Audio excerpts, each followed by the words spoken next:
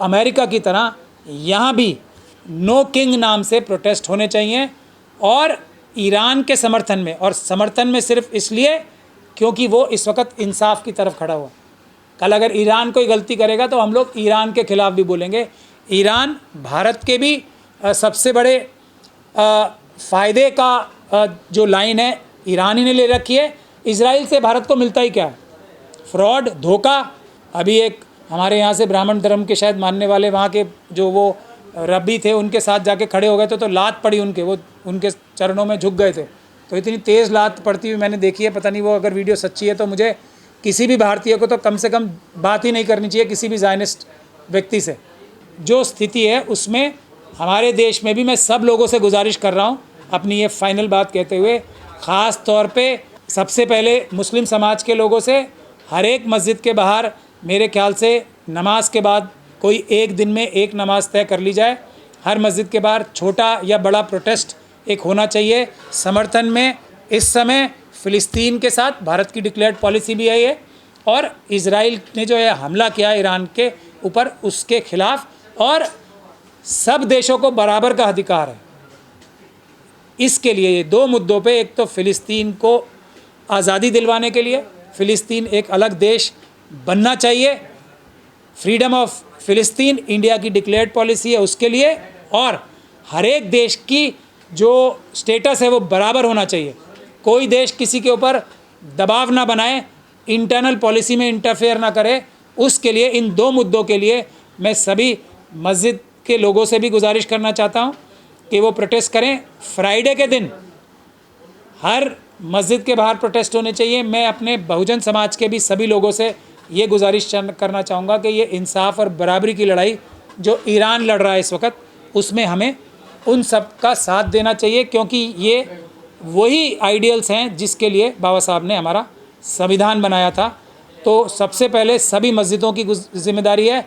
अगले फ्राइडे को जुमे की नमाज के बाद भी हर एक मस्जिद के बाहर प्रोटेस्ट करने का आह्वान मैं करता हूँ। मुझे अफसोस के साथ ये बताना पड़ रहा है कि सिर्फ लखनऊ की मस्जिद के अलावा जहाँ मौलाना कल्बे जवाद साहब ने प्रोटेस्ट किया और किसी मस्जिद से कोई बड़े प्रोटेस्ट की मेरे पास जानकारी नहीं आई है। अगर ऐसे प्रोटेस्ट हुए हैं तो ये वेलकम है।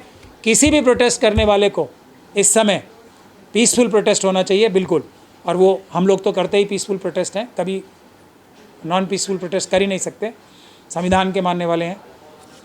कोई भी प्रॉब्लम आती है तो हम उसे लीगल मदद देने को तैयार हैं, बिल्कुल निडर होके। देश के लिए, हमारे देश के संविधान से सीख के ही, बाबा साहब के संविधान से सीख के ही बहुत सारी दुनिया के देशों में ये वैसे संविधान बने हैं। और यूएन की भी जो रूह है ना, वो बाबा साहब के एक वोट के अधिकार के ऊपर ही निर्धारित है। एक वोट का अधिकार सबके पास होना चाहिए। तो ये प्रोटेस्ट करने की भी जिम्मेदारी भारत देश की है। पूरे दुनिया में बड़े बड़े प्रोटेस्ट हो रहे हैं। अगर हम इन प्रोटेस्ट के द्वारा कुछ तो कर पाएंगे, एक तो उन फ़िलिस्तीन के मज़लूमों के साथ खड़े होने के लिए, और ईरान जो पूरी दुनिया के मज़लूमों के लिए इस समय रिप्रेजेंटेटिव है उनके लिए जो हमारा मिनिमम कंट्रीब्यूशन हो सकता है वो हम कम से कम पीसफुल प्रोटेस्ट करके तो ईरान के समर्थन में प्रोटेस्ट करना चाहिए। लेकिन एक ग्रुप है जो कह रहा है इजराइल के साथ जाकर ईरान के खिलाफ हम जंग लड़ना चाहते हैं इसी भारत में। नहीं, बिल्कुल ये इसमें कोई परेशानी की बात नहीं है। बिल्कुल जो ज़ायनिस्ट ताकतों के साथ हैं, ज़ायनिस्ट ताकतें क्या कहती हैं कि हम चोज़न लोग हैं, चोज़न चुने हुए, जैसे ब्राह्मण चुने हुए लोग हैं ना। तो जिन लोगों को पसंद है इंसान के बराबर नहीं मानते, वो बेशक वहाँ जाएं।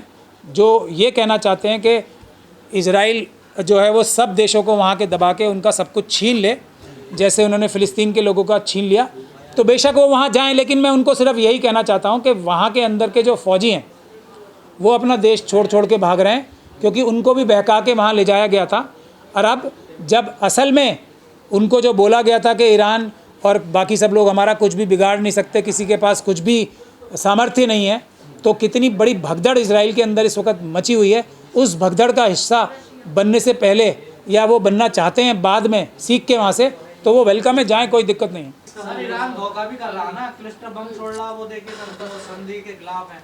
नहीं, मैं वही आपसे कह रहा हूँ, एक मिनट, ईरान पर क्यों नहीं दबाव? बिल्कुल सही कह रहे हैं। मैं आपसे इस बात का जवाब देता हूँ। पहली चीज़, एक तो अभी हमें, और मैं समझता हूँ ईरानी तो बहुत समझदार लोग हैं, उन्हें ये गलतफहमी नहीं है कि जैसे इज़राइल ने जो गलती की थी, पहले दिन के बाद उन्होंने ऐसा समझा कि हमने सारी दुनिया फतेह कर ली, तो ईरान वो गलती नहीं करेगा, क्योंकि युद्ध है ये, कोई भी कभी भी भारी पड़ सकता है और कोई भी कभी भी कमज़ोर पड़ सकता है। देखिए, ईरान ने और फ़िलिस्तीनियों ने ख़ास तौर पे बहुत सब्र का और पेशेंस का मुजाहरा किया, आज से नहीं, 50 साल से ज़्यादा से, 50 साल से ज़्यादा से जो, और इज़राइल चाहता ही यही है। इसीलिए ईरान जो है उसकी दो वजह हैं जो वो उतने हमले नहीं कर रहा, वरना इज़राइल जो देश है वो ईरान जो क्षमताएं उनके पास हैं, ख़त्म करने की भी क्षमता उनके पास है। जो डेथ टू इज़राइल और डेथ टू अमेरिका बोला जाता है वो एक सिंबॉलिक बात है। इज़राइल से मतलब ज़ायनिस्ट सोच का है, अमेरिका से मतलब फिर सर ये है ईरान क्लस्टर बम क्यों छोड़ रहा है?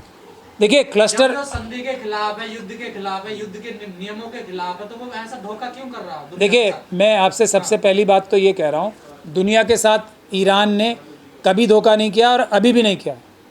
अभी क्योंकि सबसे पहले हमला किसने किया, ये बात हम भूल ही गए कि अभी किया क्या था इजराइल ने। पाबंदी है तो परमाणु हथियार क्यों बना रहा है? मैं बना रहा है, लेकिन ईरान मना कर रहा है। IAEA जो है ना, जो इस चीज़ की बॉडी है, वो मना कर रही है कि वो हथियार नहीं बना रहे हैं। 3 साल तक तो बिल्कुल उनके पास क्षमता ही नहीं है। ये IAEA की लेटेस्ट रिपोर्ट है। तुलसी गाबार्ड साहिबा जो डायरेक्टर हैं इंटेलिजेंस की अमेरिका में, मार्च के महीने में उन्होंने ये कहा है कि ईरान के पास कोई क्षमता नहीं है, ना वो इस तरफ जा रहा है। और सबसे बड़ी गारंटी है इजराइल, पूरी दुनिया के पास आयतुल्लाह ख़मीनी साहब का फतवा ईरान को बनाने में मुझे नहीं लगता कि 2 दिन से ज़्यादा कोई परमाणु बम लगेंगे। ये मेरा अपना विश्लेषण है। 2 दिन 48 घंटों से ज़्यादा उन्हें कम से कम 100 के करीब वो हथियार एटॉमिक बना सकते हैं, लेकिन उनके सामने ये जो सबसे बड़ी रोक है वो फतवा है आयतुल्लाह ख़मीनी साहब का। और उसके बाद उन्होंने आज तक भी किसी भी UN चार्टर का वायलेशन नहीं किया है। इजराइल ने कोई ऐसा UN चार्टर या UN की डायरेक्शन नहीं है जिसको फॉलो किया हो। क्या, और अभी भी ईरान ने क्या कहा है, और जो सबसे अच्छी बात है जो कहनी चाहिए, इजराइल अपने एटॉमिक हथियार जैसे साउथ अमेरिका ने ख़त्म किए थे, वैसे इंटरनेशनल कम्युनिटी के सामने, UN के सामने हवाले कर दे। फिर अपनी जो क्षमताएं हैं उनकी, किसी भी देश की, और ये सिर्फ ईरान की बात नहीं है, वो क्षमताएं वो 3% तक लाने के लिए ओपनली स्टेटमेंट दे चुके हैं। आज भी वो ये कह रहे हैं। आप मुझे ये बताइए कि ईरान ने क्या इजराइल के ऊपर हमला किया था? क्या ईरान ने कभी भी ये कहा है कि हम आयतुल्लाह उनके हेड ऑफ द स्टेट को मार देंगे? क्या कभी भी, जैसे ट्रम्प साहब कह रहे हैं ना कि हम आयतुल्लाह ख़मीनी साहब को मार देंगे, क्या उन्होंने कभी भी ऐसा कहा है? इन सब प्रोवोकेशंस के बावजूद भी क्या ईरान ने, उनके पास क्षमताएं नहीं है क्या? सारे के सारे उनकी टॉप साइंटिस्ट अस्पतालों को तो निशाना बना रहा है ना, देखिए। नहीं, बिल्कुल नहीं बनाया, अभी तक नहीं बनाया। आगे क्या होगा मैं कह नहीं सकता। ईरान ने साइंटिस्ट मारने की उनके पास भी पावर थी, लेकिन उन्होंने लोग नहीं मारे, उनकी संस्था को, बिल्डिंग को गिराया, नुकसान किया उनकी साइंटिफिक टेक्नोलॉजी का, लेकिन आदमियों को, हेड ऑफ द जो उनके साइंटिस्ट थे, नहीं मारा। मोसाद में चाहते तो वो मोसाद के चीफ को भी मार सकते थे ना, नहीं मारा। तो ये कंपेयर हमें करना पड़ेगा। और धोखाधड़ी से तो बिल्कुल नहीं मारा। मार नहीं पा रहा या मारना नहीं चाहता? नहीं, देखिए, अभी जो निकल के सामने आ रहा है, आयरन डोम तो अब ख़त्म ही हो चुका है। बिल्कुल यही कहा जा रहा था ना, जो इजरायली वहाँ से छोड़ के जा क्यों रहे? सबसे बड़े इस वक्त जो यहूदी कम्युनिटी के लोग हैं ना, जो ज़ायनिस्ट नहीं है, वो अपने आप को सबसे बड़ा धोखे में महसूस कर रहे हैं। क्योंकि वहाँ जाने की पहली गारंटी क्या थी कि आप, ये घर हैं फ़िलिस्तीनियों के, ये जैतून के बाग हैं, ये आपके, आप जाओ मार पीट के ले लो और हम आपके साथ खड़े हैं, आप आराम से रहोगे। आयरन डोम है, ईरान का एक छोटे से छोटा मिसाइल भी अंदर आ ही नहीं सकता। तो ये धोखाधड़ी तो उनके साथ हुई है ना, तो वो छोड़ के जाना चाहते हैं और ईरान उन्हें रास्ता दे रहा है। ईरान भारत के लिए भी, देखो, इजराइल से अभी जहाज़ों की इजाज़त नहीं है इंडिया आने के लिए। ईरान ने इस मुश्किल हालात में भी, जबकि इंडिया ने, मोदी जी का स्टैंड ईरान के लिए कोई समय अच्छा नहीं है और ये देश के लिए बड़ा नुकसान कर रहे हैं मोदी जी। हमारी आर्थिक सुरक्षा के लिए, हमारी सामरिक जो स्ट्रैटेजिक इंटरेस्ट होते हैं, उसको अडानी साहब के लिए सिर्फ और सिर्फ अडानी साहब का हाइफा में जो इंटरेस्ट है, उसकी वजह से मोदी जी देश का नुकसान कर रहे हैं। जैसे सरेंडर की बात मान के उन्होंने, जो सरेंडर उन्हें कहा जाता है, उन्होंने युद्ध विराम जो किया ना, वो भारत का कितना बड़ा नुकसान किया अडानी जी की वजह से।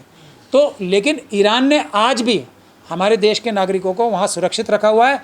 इजरायली वहाँ पे लात मार रहे हैं भारतीयों को, वो बंकर्स में घुसने नहीं दे रहे भारतीयों को, फिर भी अडानी जी की वजह से मोदी उन्हीं का साथ दे रहे हैं। तो ईरान और इजराइल के कैरेक्टर में हमें हमेशा कंपैरिजन करना ज़रूरी है।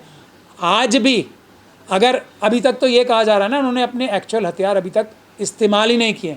अभी एक जो लेटेस्ट हथियार हैं उन्होंने उनका एक एक दो करके उन्होंने शुरू किए हैं। हर वो मिथ जो इजराइल ने बनाई थी ना झूठी, जैसे यहाँ पे 2 करोड़ नौकरियाँ 15 लाख की, वैसी मिथ बनाई थी ना कि आयरन डोम, तो आयरन डोम का फिर बहाना क्या दिया था ना देने का, कि वो इतने सारे बम एक साथ छोड़ देते हैं, जैसे कि मना है आयरन डोम को, मना है आयरन डोम हमारी 10 के साथ चलेगी, 11 कोई छोड़ेगा तो जी हम नहीं खेल रहे।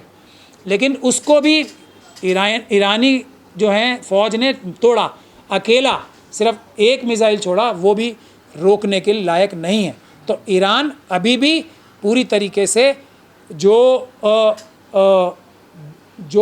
इंटरनेशनल नॉर्म्स हैं उसके हिसाब से युद्ध कर रहा है। इजराइल किसी भी इंटरनेशनल नॉर्म को नहीं फॉलो कर रहा।